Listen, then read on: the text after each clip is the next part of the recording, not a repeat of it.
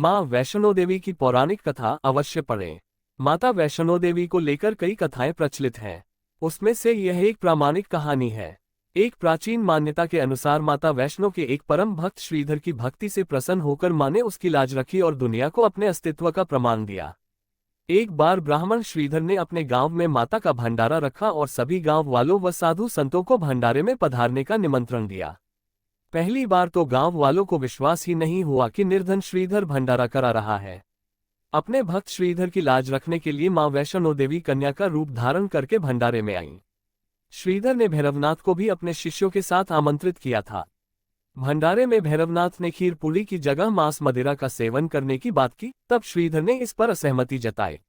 भोजन को लेकर भैरवनाथ के हट पर अड़ जाने के कारण कन्यारूपी माता वैष्णो देवी ने भैरवनाथ को समझाने की कोशिश की, किंतु भैरवनाथ ने उसकी एक न मानी।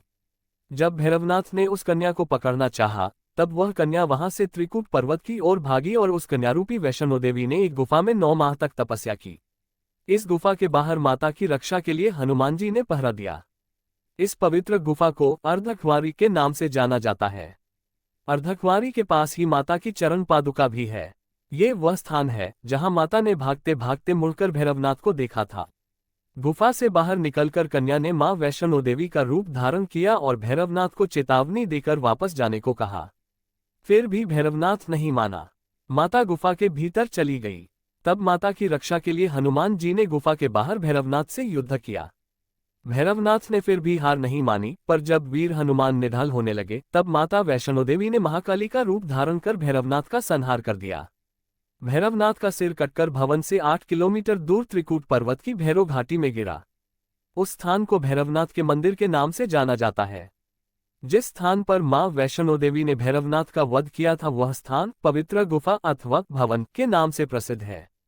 इसी स्थान पर दाएं में मां काली, मध्य में मां सरस्वती और बाएं में मां लक्ष्मी पिंडी के रूप में गुफा में विराजित हैं। इन तीनों के सम्मिलित रूप को ही मां वैष्णो देवी का रूप कहा जाता है। कहते हैं कि उस वक्त हनुमान जी मां की रक्षा के लिए मां वैष्णो देवी के साथ ही थे। हनुमान जी को प्यास लगने पर माता ने उनके आग्रह पर धनुष से पहाड़ पर एक बाण चलाकर जलधारा को निकाला और उस जल में अपने केश धोए। आज ये पवित्र जलधारा बाणगंगा के नाम से जानी जाती है, जिसके पवित्र जल का पान करने या इससे स्नान करने से भक्तों की सारी व्याधियां दूर हो जाती हैं। त्रिकूट पर्वत पर गुफा में विराजित मां वैष्णो देवी का स्थान हिंदुओं का एक प्रमुख तीर्थस्थल है, जहां दूर दूर से लाखों श्रद्धालु मां के दर्शन के लिए आते हैं। मां वैष्णो देवी के 10 रहस्य और चमत्कार। भारतीय राज्य जम्मू और कश्मीर के जम्मू में स्थित प्रसिद्ध हिंदू तीर्थ स्थल वैष्णो देवी का मंदिर है। नवरात्रि पर्व के दौरान भारी संख्या में यहां तीर्थयात्री आते हैं। वैष्णो देवी मंदिर के ऊपर भैरव बाबा का एक प्रसिद्ध मंदिर है। सर्दियों के दौरान यहां बर्फबारी होती है। ग्रीष्मकाल के दौरान तापमान पर्यटकों के लिए उपयुक्त होता है। आओ जानते हैं इस मंदिर के 10 रहस्य। 1. लगभग 5200 फीट की ऊंचाई पर त्रिकुटा पहाड़ी पर स्थित यह भारत में तिरुमला वेंकटेश्वर मंदिर के बाद दूसरा सर्वाधिक देखा जाने वाला धार्मिक तीर्थ स्थल है। कटरा से ही वैष्णो देवी की पैदल चढ़ाई शुरू होती है, जो भवन तक करीब 13 किलोमीटर और भैरव मंदिर तक 14.5 किलोमीटर है। 2. त्रिकुटा की पहाड़ियों पर स्थित एक गुफा में माता वैष्णो देवी की स्वयंभू 3 मूर्तियां हैं। देवी काली दाएं, सरस्वती बाएं और लक्ष्मी मध्य पिंडी के रूप में गुफा में विराजित हैं। इन तीनों पिंडियों के सम्मिलित रूप को वैष्णो देवी माता कहा जाता है। 3. इस स्थान को माता का भवन कहा जाता है। पवित्र गुफा की लंबाई 98 फीट है। इस गुफा में एक बड़ा चबूतरा बना हुआ है। इस चबूतरे पर माता का आसन है, जहां देवी त्रिकुटा अपनी माताओं के साथ विराजमान रहती हैं। 4. भवन वह स्थान है जहां माता ने भैरवनाथ का वध किया था। प्राचीन गुफा के समक्ष भैरव का शरीर मौजूद है और उसका सिर उड़कर 3 किलोमीटर दूर भैरव घाटी में चला गया और शरीर यहां रह गया। जिस स्थान पर सिर गिरा, आज उस स्थान को भैरवनाथ के मंदिर के नाम से जाना जाता है। 5. एक बार त्रिकुटा की पहाड़ी पर एक सुंदर कन्या को देखकर भैरवनाथ उससे पकड़ने के लिए दौड़े। तब वह कन्या वायु रूप में बदलकर त्रिकुटा पर्वत की ओर उड़ चली। भैरवनाथ भी उनके पीछे भागे। माना जाता है कि तभी मां की रक्षा के लिए वहां पवनपुत्र हनुमान पहुंच गए। हनुमान जी को प्यास लगने पर माता ने उनके आग्रह पर धनुष से पहाड़ पर बाण चलाकर एक जलधारा निकाली और उस जल में अपने केश धोए। फिर वहीं एक गुफा में प्रवेश कर माता ने 9 माह तक तपस्या की। हनुमान जी ने पहरा दिया। 6. उस दौरान एक साधु ने भैरवनाथ से कहा कि तू जिसे एक कन्या समझ रहा है वह आदिशक्ति जगदम्बा है, इसलिए उस महाशक्ति का पीछा छोड़ दे। भैरवनाथ ने साधु की बात नहीं मानी। तब माता गुफा की दूसरी ओर से मार्ग बनाकर बाहर निकल गईं। ये गुफा आज भी अर्धकुमारी या आदिकुमारी या गर्भजून के नाम से प्रसिद्ध है। अर्धकुमारी के पहले माता की चरण पादुका भी है। ये वह स्थान है जहां माता ने भागते भागते मुड़कर भैरवनाथ को देखा था। 7. भैरवनाथ गुफा के द्वार पर आधमका। अंत में गुफा से बाहर निकलकर कन्या ने देवी का रूप धारण किया और भैरवनाथ वापस जाने का कहकर फिर से गुफा में चली गईं, लेकिन भैरवनाथ नहीं माना और गुफा में प्रवेश करने लगा। ये देखकर माता की गुफा कर पहरा दे रहे हनुमान जी ने उसे युद्ध के लिए ललकार और दोनों का युद्ध हुआ। युद्ध का कोई अंत नहीं देखकर माता वैष्णवी ने महाकाली का रूप लेकर भैरवनाथ का वध कर दिया। 8. कहा जाता है कि अपने वध के बाद भैरवनाथ को अपनी भूल का पश्चाताप हुआ और उसने मां से क्षमादान की भीख मांगी। माता वैष्णो देवी जानती थी कि उन पर हमला करने के पीछे भैरव की प्रमुख मंशा मोक्ष प्राप्त करने की थी।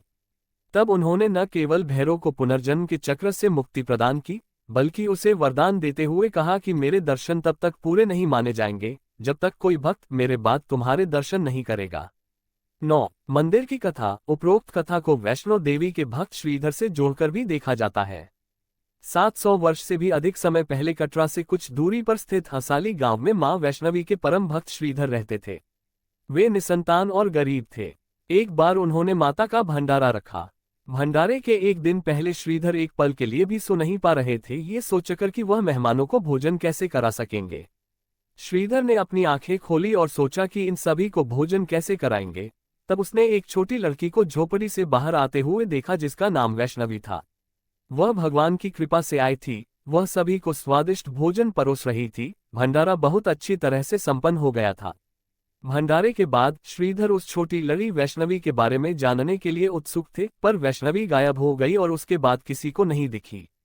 बहुत दिनों के बाद श्रीधर को उस छोटी लड़की का सपना आया। उसमें स्पष्ट हुआ कि वह मां वैष्णो देवी थी। माता रानी के रूप में आई लड़की ने उसे गुफा के बारे बताया और 4 बेटों के वरदान के साथ उसे आशीर्वाद दिया।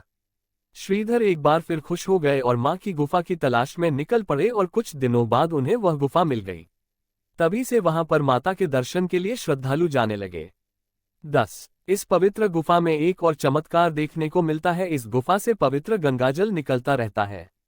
इस गुफा को गर्भ गुफा के नाम से भी जानी जाती है, क्योंकि मान्यता है कि मां वैष्णो ने 9 महीने इस गुफा में ऐसे रही। इस गुफा में केवल एक बार ही जा सकता है, दोबारा उस गुफा में नहीं जा सकता है। जो व्यक्ति इस गर्भ गुफा के अंदर ठहर जाता है वह पूरी जिंदगी सुखी जीवन व्यतीत करता है। प्राचीन ग्रंथ ऋग्वेद में भी इस त्रिकुट पर्वत का वर्णन किया गया है। मान्यता है कि मां पार्वती के आशीष का तेज इस गुफा पर पड़ता है, जिसकी आराधना में 33 करोड़ देवता हमेशा लगे रहते हैं। कुछ समय पहले ये गुफा काफी सक्रिय थी, जिसकी 1977 में एक नई गुफा बनवाई गई है, जिसमें एक गुफा में लोग मंदिर के लिए प्रवेश करते हैं और दूसरी गुफा से बाहर निकल जाते हैं। कहा जाता है कि इस गुफा के दर्शन कम ही लोग कर पाते हैं और मां वैष्णो देवी का दर्शन बस किस्मत वाले ही कर पाते हैं।